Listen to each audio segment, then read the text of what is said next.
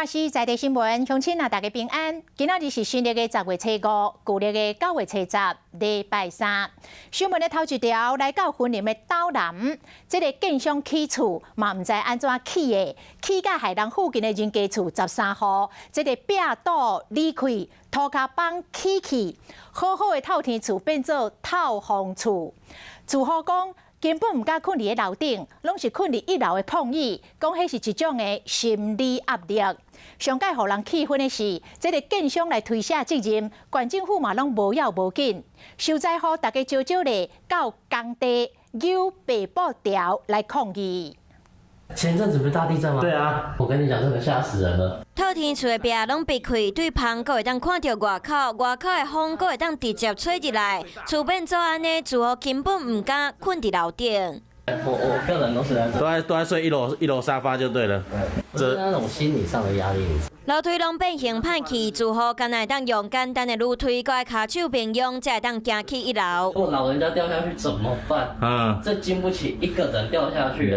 云林岛南这个集合式主体和店家议定地正在进行工程，不过敢若是施工出问题，造成附近民家厝结构损害，住户真无奈。它会越来越流失，导致整个后面这里全部不管第1排、第2排、第3排都会流失。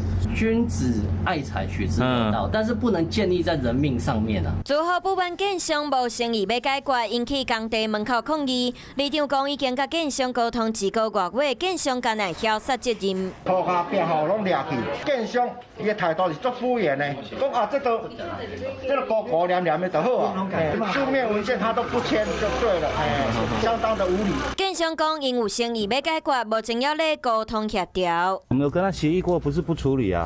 他给我们进去看，但是他一直在拖我们修缮的时间。离坊鉴定都有啊。我们鉴定3次了，对，还等鉴定报告出来。